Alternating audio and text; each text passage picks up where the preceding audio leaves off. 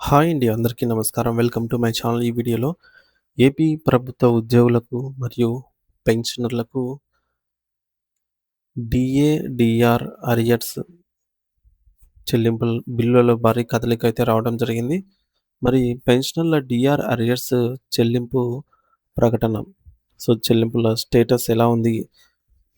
Payment status అనేది ఇప్పుడు ఈ వీడియోలో తెలుసుకుందాము. వీడియో అయితే ఎక్కడే గానీ స్కిప్ చేయకుండా ఎండ్ వరకు చూసేయండి. అప్పుడే ఇన్ఫర్మేషన్ పూర్తిగా అర్థమవుతుంది. అలాగే వీడియో చూస్తున్న ప్రతి ఒక్కరు వీడియోకైతే లైక్ చేయండి ఫ్రెండ్స్. ఈ వీడియోని తోటి ఉద్యోగ, పెన్షనర్ మిత్రులతో అయితే షేర్ చేయండి. కొత్తగా మన ఛానల్ చూస్తున్నవారు ఇంకా ఎవరైనా సబ్స్క్రైబ్ చేసుకోకపోతే వెంటనే మన ఛానల్ అయితే సబ్స్క్రైబ్ చేసుకోండి. సబ్స్క్రైబ్ చేసుకోవడం వల్ల నేను చేసే ప్రతి ఒక్క వీడియో మీ వరకు రీచ్ అవుతుంది. ఇక ఆలస్యం చేయకుండా వివరాల్లోకి అయితే వెళ్ళిపోదాము. ఫ్రెండ్స్, ఇక విషయానికి వచ్చినట్లయితే ఆంధ్రప్రదేశ్ రాష్ట్ర ప్రభుత్వ ఉద్యోగులు మరియు పెన్షనర్లకు సంబంధించినటువంటి అరియర్ బిల్లుల చెల్లింపు ప్రక్రియలో ప్రస్తుతం ఒక కీలకమైనటువంటి కదలిక కనిపిస్తోంది. ఇది వేలాది కుటుంబాలకు ఎంతో ఊరటనిచ్చేటటువంటి అంశము. మరీ ముఖ్యంగా పెన్షనర్లకు రావాల్సినటువంటి డీఆర్ బకాయిలకు సంబంధించి తాజా సమాచారాన్ని పరిశీలిస్తే వివిధ సబ్ ట్రెజరీ కార్యాలయాల్లో వివిధ ఎస్టీఓ పరిధిలో వచ్చేసి పెండింగ్‌లో ఉన్న అరియర్ బిల్లులన్నీ ఇప్పుడు ఒక కొలిక్కి వచ్చినట్టుగా తెలుస్తోంది.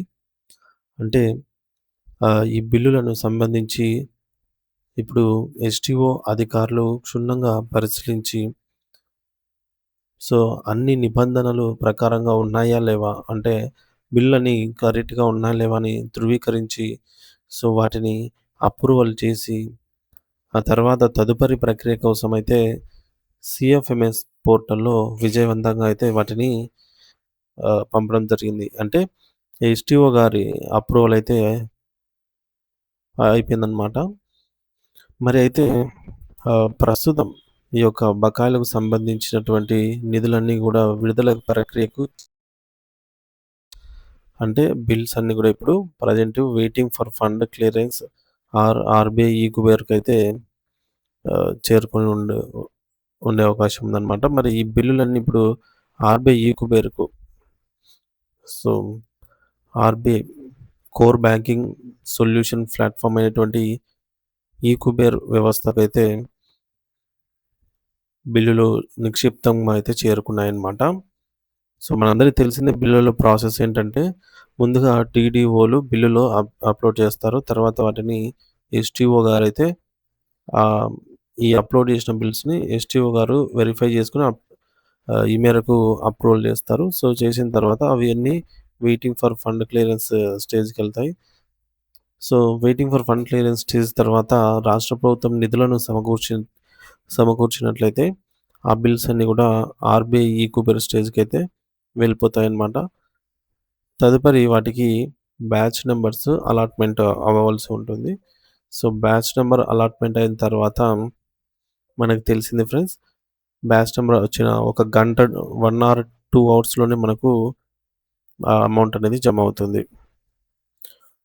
మరి ఈ విధంగా సాధారణంగా ఈ-కుబేర్ ద్వారా జరిగే చెల్లింపులు చాలా వేగంగా పూర్తవుతాయి కాబట్టి సాంకేతిక ఇబ్బందులేవి కూడా తలెత్తకపోతే ఈ మేరకు రేపటి సాయంత్రం లోపు లేదా ఎల్లుండి ఉదయం నాటికి లబ్ధిదారులకు బ్యాంకు ఖాతాల్లో నగదు జమ అయ్యే అవకాశాలు పుష్కలంగా కనిపిస్తూ ఉన్నాయి.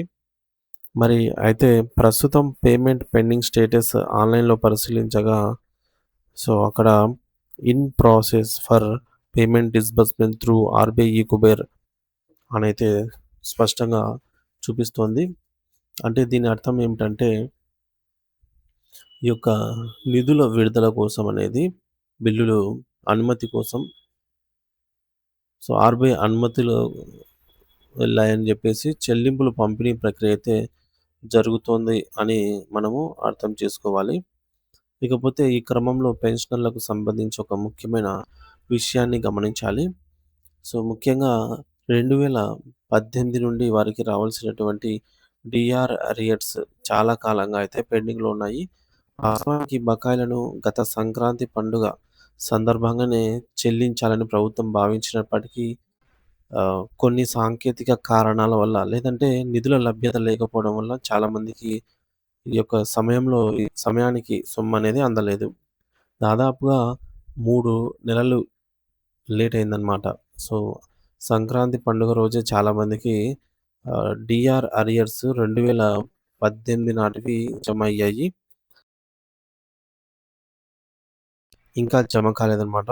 ఒక 20% పెన్షనర్లకి.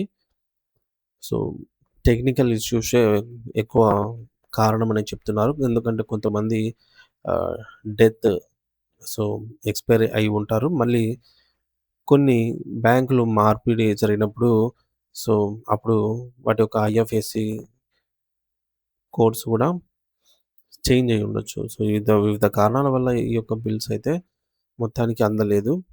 కానీ అలా మిస్ అయిన వారందరినీ గూడా పరిగణలోకి తీసుకొని ఈ నెల 4వ తేదీన కొంతమందికి అలాగే మరికొంతమందికి 11వ తేదీన కొత్తగా బిల్లులైతే జనరేట్ చేయడం జరిగింది. మరి ఈ విధంగా జనరేట్ అయినటువంటి బిల్లులను మరోసారి స్థానిక ఎస్‌టిఓ అధికారులు వెరిఫికేషన్ చేస్తున్నారు. ఎందుకంటే చెల్లింపులు చేసే సమయంలో ఎటువంటి తప్పులు జరగకూడదు అనేదే ప్రభుత్వ ఉద్దేశ్యం అన్నమాట. మొత్తానికి ఈ యొక్క వెరిఫికేషన్ ప్రక్రియలో భాగంగా బ్యాంకుల విలీనం కాకుండా అలాగే మారినటువంటి ఐఎఫ్ఎస్‌సి కోడ్స్‌లను అధికారులైతే సరిచేస్తూ ఉన్నారు. సో, మనందరికీ తెలిసిందే ఆంధ్ర బ్యాంక్ వచ్చేసి యూనియన్ బ్యాంక్‌లో విలీనం అయిపోయింది. ఈ విధంగా కొన్ని బ్యాంకులు మెర్జ్ అయిపోయాయి. ఎస్‌బీఐ సంబంధించి బ్యాంక్స్ గూడా అన్నీ ఎస్‌బీఐ హైదరాబాద్ ఇవన్నీ గూడా ఎస్‌బీఐ అనే పేరెంట్ బ్రాంచ్‌లో అయితే చేరిపోయాయి కాబట్టి ఎస్‌బీఐ కింద ఈ విధంగా చాలా బ్యాంక్స్ మారిపోయిన వేళ వాటి ఐఎఫ్ఎస్‌సి కోడ్‌లయితే పని చేయవన్నమాట. సో, ఇక్కడ ఆంధ్ర బ్యాంక్ సంబంధించి ఐఎఫ్ఎస్‌సి కోడ్స్ ఇప్పుడు పనిచేయవు. సో, కాబట్టి ఇప్పుడున్నటువంటి యూనియన్ బ్యాంక్ ఐఎఫ్ఎస్‌సి కోడ్‌ను అప్డేట్ చేస్తే గాని ఆ అమౌంట్ క్రెడిట్ కాదు. సో, అలాంటి అప్డేట్స్ అన్నీ గూడా అధికారులు సరిచేస్తున్నారండి. సో, మరి అధికారులు వీటిని సరిచేసి ఒకవేళ పాత కోడ్‌లే ఉంటే వాటిని అప్డేట్ చేసి సో, గతంలో ఉన్నటువంటి పాత కోడ్‌లు గనక ఉన్నట్లయితే వీటిని అప్డేట్ చేసి చెల్లింపులనేవి సక్రమంగా జరిగేలాగా అయితే చూస్తూ ఉన్నారు. మరి దీంతో పాటుగా సదరు పెన్షనర్ జీవించే ఉన్నారా లేదా అర్హత కలిగి ఉన్నారు అని నిర్ధారించేటటువంటి ఈ మేరకు non trial certificate so, non trial సర్టిఫికేట్‌ను కూడా బిల్లులకు జతచేసి ఉన్నతాధికారులకు పంపిస్తున్నారు. అట్లయితే ఇవన్నీ పూర్తి కావడంతో రేపో లేదంటే ఎల్లుండో మనకు ఆహ్, 1 ఆర్ 2 డేస్ 1 ఆర్ 2 డేస్ కల్లా పెన్షనర్ల వ్యక్తిగత ఖాతాల్లో ఈ యొక్క బకాయిలనేది సొమ్ము క్రెడిట్ కావడం అనేది ఖాయంగా కనిపిస్తోంది. అంటే ఖచ్చితంగా కనిపిస్తోంది. మరి ఇదే సమయంలో ప్రభుత్వం మరొక మానవీయ కోణంలో ఆలోచించి ఒక నిర్ణయం కూడా తీసుకుందండి. మరి ఆ నిర్ణయం ఏంటంటే ఎవరైనా దురదృష్టవశాత్తు కొంతమంది పెన్షనర్లు మరణించి ఉండవచ్చు కూడా. లేదంటే వారి బ్యాంక్ అకౌంట్స్ క్లోజ్ అయ్యి ఉండవచ్చు. అటువంటి సందర్భాల్లో మరి ట్రాన్సాక్షన్స్ ఫెయిల్ అయ్యి ఆ సొమ్మనేది ప్రభుత్వానికి తిరిగి వెనక్కి వెళ్ళిపోతుందనమాట. సో, ఒకటి జమ అవుతుంది. లేదంటే సోర్స్, సోర్స్ నుంచి బ్యాంక్ అకౌంట్‌కి జమ అవుతుంది. లేకుంటే రిటర్న్ వెళ్ళిపోతుందనమాట. సోర్స్‌లోకి అంటే ప్రభుత్వానికి. మరి అటువంటి వాటిని గుర్తించి వారి వారసులకు లేదా చట్టబద్ధమైనటువంటి ఆ సొమ్ముకు life time arrears LTA so, life time arrears రూపంలో చెల్లించాలని ప్రభుత్వం అయితే నిర్ణయించిందనమాట. ఈ యొక్క ఎల్‌టీఏ నిధులను ఎవరికి చెల్లించాలి? మరి దానికి కావాల్సిన పత్రాలేమిటి? అనే వివరాలను సరిచేసే పనిలో ప్రస్తుతం ఎస్‌టిఓ అధికారులు నిమగ్నమై ఉన్నారు. అలా ఎవరైనా చనిపోయిన పెన్షనర్ల కుటుంబాలకు ఈ ఆర్థిక సహాయం అందేలా చూడాలి అని చెప్పేసి ఎవరి ఖాతాలోకి కూడా ఈ సొమ్మును జమ చేయాలో వారి వారసులే ఆహ్, త్వరితగతిన స్వీకరించాలి అని జెప్పేసి ప్రభుత్వం నుండి స్పష్టమైన ఆదేశాలు అందాయి. సో, వారి వారసులు త్వరితగతిన సంబంధిత డాక్యుమెంట్స్‌ను ఎస్‌టిఓ గారి పరిధిలో మీరు గనక సబ్మిట్ చేశారంటే, ఈ లైఫ్ టైమ్ అరియర్స్ ఈ మనం ఎల్‌టీఏ అంటున్నాం గదా! లైఫ్ టైమ్ అరియర్స్ అనేవి తప్పకుండా వారసుల ఖాతాలో అయితే జమ అవుతాయి. దీనికి సంబంధించి Andhra Pradesh treasuries and accounts department నుంచి మంగళగిరి, అమరావతి నుంచి వారు మే 12వ తేదీ ఒక అధికారిక మెమోను గూడా ఈ మేరకు విడుదల చేశారండి. ఈ మెమోలో పేర్కొన్న నిబంధన ప్రకారంగా చనిపోయిన వారి కుటుంబాలు లేదా అకౌంట్ సమస్యల వల్ల సొమ్ము పోయిందని, సో, వారికి తక్షణమే న్యాయం జరగాలి.